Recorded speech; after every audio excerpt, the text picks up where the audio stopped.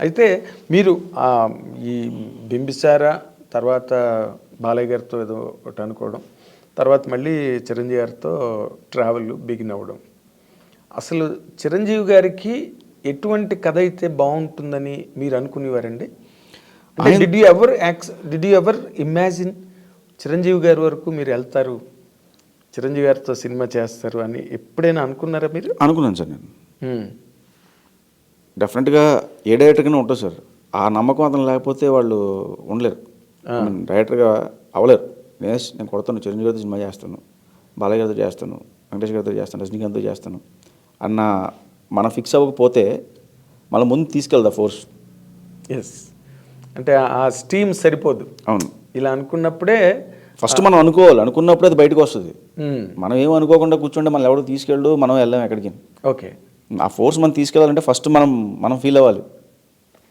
ఆ pressure cooker లాగా మీరు అది ఫీల్ అయితేనే ఏదైనా ముందు మనం అనుకోవాలి కదా సార్. సంకల్పం మనం అనుకుంటేనే అది నెరవేరుతుంది. ఏం అనుకోకుండా కూర్చుంటే ఇప్పుడు చిరంజీవి గారితో మీరు అసలు ఏ కైండ్ ఆఫ్ సినిమా చేద్దాం అనుకున్నారు? ఏ సినిమా చేయాల్సి వచ్చింది? దానిలో మార్పులు చేర్పులు ఏమైనా ఉన్నాయి? కేవలం ఇదే కథ అనుకున్నారా చిరంజీవి గారితో? ఆయనతో ఏ కథ అయితే అనుకున్నా ఆ కథే చేస్తున్నారండి. అంతేనా? మళ్ళీ కథ మార్పులు గట్ట ఏం జరగలే, ఒకటే లైన్ అనుకున్నారు, ఆ లైన్తోనే చేస్తున్నారు, అంతేనా? అసలు ఈ సినిమాలో చిరంజీవి గారిని మీరు ఏ విధంగా చూపించబోతున్నారు అన్న దాని మీద ఇప్పుడు ప్రజెంట్ ఉత్కంఠ అంతా మొత్తం అల్లుకుని ఉంది, దాని చుట్టూరా ఆవరించింది. మీరు ఏ రకంగా ప్రజెంట్ చేస్తున్నారండి అని అడిగితే ఆ ప్రశ్నకి మీ సమాధానం ఏంటి? ఫ్యాన్స్ అందరూ హ్యాపీగా ఫీల్ అయ్యేలా ఆయన ప్రజెంట్ చేస్తాను సార్. అంతే ఆన్సర్. అంతేనా? అంతే. అంటే అందరూ హ్యాపీగా ఫీల్ అవుతారు. ఫ్యాంటసీ అనగానే ఇప్పుడు చిరంజీవి గారితో ఎటువంటి ఫ్యాంటసీ? ఒకటి ఆల్రెడీ ఆయన చేసిన ఫ్యాంటసీ ఒకటి ఉంది, జగదేక వీరుడు సుందరి. సో ఆ లైన్స్లో ఉంటుందా అనే ఒక జనరల్ చాలా డిస్కషన్స్ వచ్చినాయి సార్. జగదేక వీరుడు సుందరికి ఇది సీక్వెల్ అని ప్రీక్వెల్ అని వచ్చింది. బట్ ఇది ప్రీక్వెల్ సీక్వెల్ ఏది కాదు, ఇట్స్ ఫ్యాంటసీ ఫిల్మ్ అంతే. ఎందుకు మిమ్మల్ని అడుగుతున్నానంటే ఈ పాయింట్లు, మీరు చిరంజీవి గారితో సినిమా స్టార్ట్ చేసిన తర్వాత ఇదే ఫస్ట్ ఇంటర్వ్యూ అనుకుంటున్నాను నేను. అవును, ఇదే first interview. Yes, thank you for that and I dream should thank you for that. అయితే ఈ సినిమాకి సంబంధించి అశ్విని దత్ గారు కూడా ఒక నోటీస్ లాంటిది ఇవ్వడం. అవును, జగదేకుడు అతిలోక సుందరిలో ఏ పార్ట్ వాడడానికి వీల్లేదు అని చెప్పి ఆయన ఒకటి ఇచ్చారు. అవును, అసలు ఆ మూమెంట్ని మీరు ఎట్లాగా ఫీల్ అయ్యారు, ఫేస్ చేశారండి? అంటే సార్ వాళ్ళు ఎందుకు ఇచ్చారో నాకు తెలీదు. బయట ఏమైందంటే ఇప్పుడు చిరంజీవి గారితో ఫ్యాంటసీ సినిమా అనగానే అందరూ జయదేక్ వీడియోలో సుందర్ కనెక్ట్ చేస్తారు. అవును, బాలయ్య గారితో ఫ్యాంటసీ అనగానే భైరవదీపాన్ని కనెక్ట్ చేస్తారు. భైరవదీపం, ఆదిత్య 369 డెఫినెట్గా. ఎందుకంటే వాళ్ళు చేసిన బ్యాక్ సినిమాల్ని గుర్తు చేసి ఇలా ఉండబోతుంది అని చెప్పి, ఇలాంటి ట్రై చేస్తున్నారని చెప్పి, ఇలా ఉంటుందా అని చెప్పి రకరకాల క్వశ్చన్స్ మీడియా సైడ్ నుంచి రేజ్ అవుతాయి. ఓ టైంకి వెళ్ళేలాగా ఏమవుతుంటే అదే నిజమేమో అని నమ్మేంత రేంజ్ తీసుకెళ్తాయి మీడియా. అవును, అలా జరిగింది తప్పితే దీనికి ఒక పేరు కూడా పెట్టారు, ముల్లోకి వీరుడు. ముల్లోకి వీరుడు ఒక టైటిల్ కూడా పెట్టి అది కూడా రన్ చేశారు కొన్ని రోజులు. ఓకే, వెబ్సైట్స్ క్యారీ చేసినాయి, న్యూస్ ఛానల్స్లో వచ్చినాయి, ఆర్టికల్స్ వచ్చాయి. నాకు కూడా తెలియదు టైటిల్ అప్పుడు. మీరు కూడా అనుకోలేదు? ఇంకా లేదు. సో అలాగా తప్పితే కదా ముల్లోకి వీరుడు అని అనౌన్స్ అయినప్పుడు మీకు ఎలా కనిపించింది? నవ్వుకున్నాను సార్, బాగుంది, ఐడియా ఏదో బాగుంది. అంటే జగదేక వీరుడికి ప్యారలల్గా ముల్లోకి వీరుడు కథ రాశారు. ముల్లోకాలు తిరుగుతాడు, 12 మంది హీరోయిన్లు ఉంటారు. అబ్బో, రాశారు, కథ కూడా రాశారు. ఓ, అసలు మీ కథ కూడా సపోర్ట్ ఇచ్చారు. బట్ బాగుంటాయి సార్ అలాంటి. అదే అంటున్నా, మీరు వాడుకోలేదు మరి వాళ్ళు ఇచ్చిన కథని, మీ సొంత కథతో చేస్తున్నారు, అంతేనా? అంతే.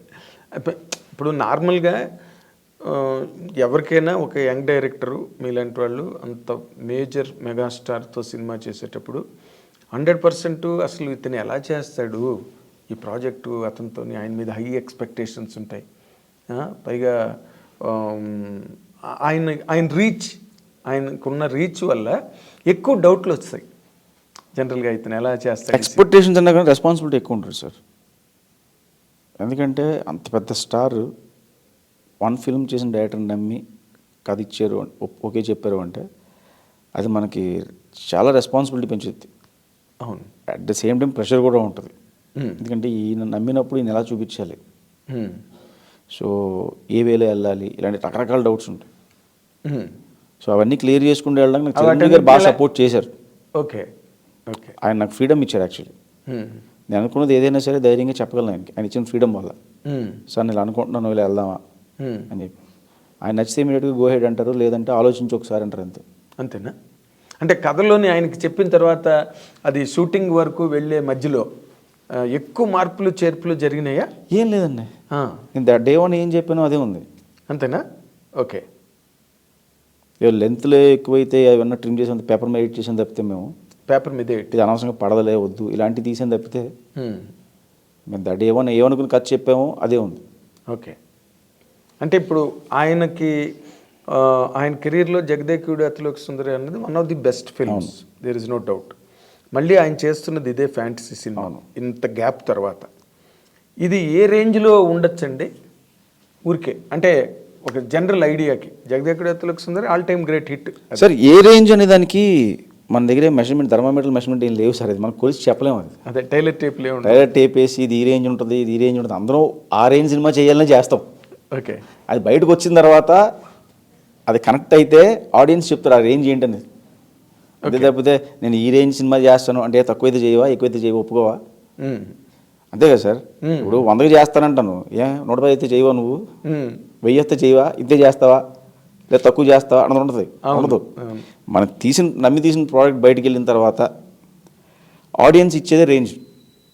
Of course. సో డెఫినెట్గా ఒక రేంజ్ సినిమా నమ్మే స్టార్ట్ చేస్తాం. కరెక్ట్. నమ్మే తీస్తాం. కరెక్ట్. బయటికి వెళ్ళిన తర్వాత చెప్పాలి ఆడియన్స్ అది.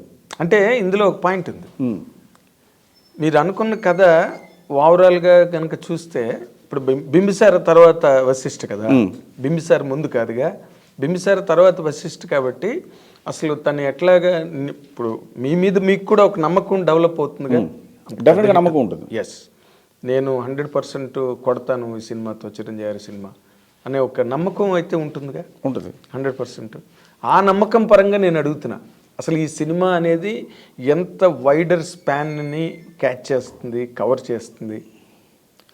సార్ నేను ఇమాజిన్ చేసుకుంది ఇది ఆయన కెరియర్లో టాప్ 10 ఫిలిమ్స్ ఉంటే ఫస్ట్ 3లో ఉండాలనుకుంటున్నాను సార్ నేను.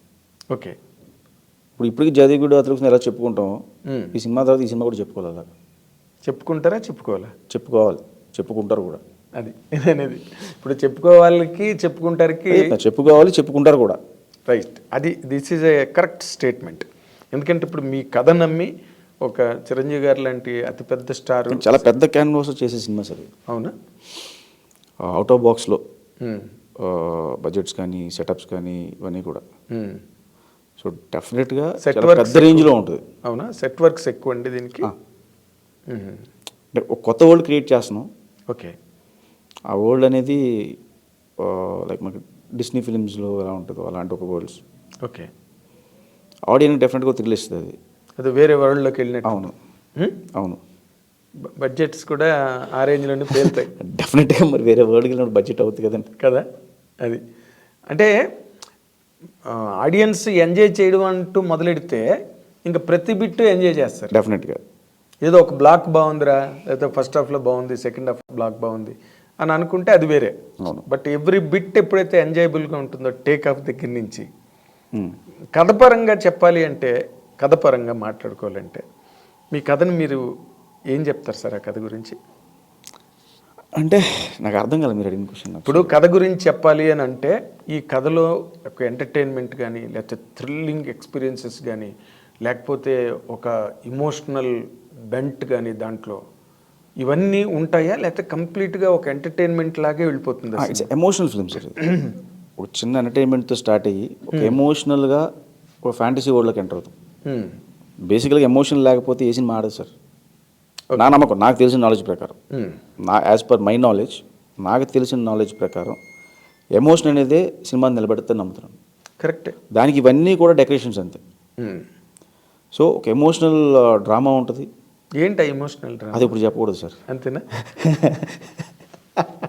మీరు నెక్స్ట్ రిలీజ్ తర్వాత తీసుకోవాల్సిన ఇంటర్వ్యూ ఇప్పుడు తీసుకుంటున్నారు. అంటే ఇప్పుడు మళ్ళీ మీ ఇంటర్వ్యూ మీరు రిలీజ్ అయ్యి అంత పెద్ద హిట్ అయిన తర్వాత గ్యారంటీగా దాని మీద చాలా హై ఎక్స్పెక్టేషన్ ఉంది ఫిల్మ్ మీద. ఎందుకంటే మీరు బాగా బింబిసార్ బాగా హ్యాండిల్ చేశారు. ఆ నమ్మకం మీ మీద అభిమానులకు కానీ జనరల్ ట్రేడ్కి కానీ ఉంది. సో అప్పుడు మళ్ళీ నేను ఇంటర్వ్యూ చేస్తాను. ఇప్పుడు ఈ రెండు మ్యాచ్ చేస్తాను. అప్పుడు మీరు అడిగిన క్వశ్చన్ ఆన్సర్లు మీకు తెలుసు సినిమాల్లోనే కనిపించిపోతుంది. మీరు చెప్పేది ఏముంది అప్పుడు? అది ఇప్పుడు చెప్తేనే దాని తాలూకు కిక్. ఇప్పుడు చెప్పకూడదు. అప్పుడు మేమే చెప్తాం. అది అప్పుడు మేమే చెప్తాం ఆ సినిమాలో పాయింట్ ఏంటి, సినిమా చూసి it is too early to reveal sir. చాలా టైం ఉంది ఇంకా. Of course. ఇప్పుడు మెగా 156కి ఏవో కొన్ని టైటిల్స్ ఇందాకలో మీరు ముల్లోక వీరుడు, తర్వాత ఇంకేదో విశ్వంబర ఇలాగ బయటకు వచ్చాయి. టైటిల్ అనౌన్స్మెంట్ అన్నది ఎంత దూరంలో ఉంది? ఏ టైటిల్ అవ్వచ్చు? ముల్లోక వీరుడు అవ్వచ్చా, విశ్వంబర కావచ్చా? చాలా దగ్గరలోనే ఉంది సార్. డెఫినెట్గా 3 ఆటల్లో ఒక టైటిల్.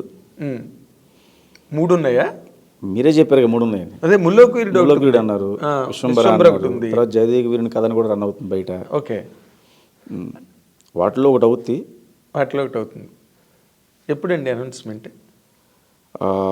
మోస్ట్లీ సంక్రాంతికి ఇవ్వచ్చు సార్. సంక్రాంతికి. అంటే వర్క్ జరుగుతుంది దాన్ని బట్టి.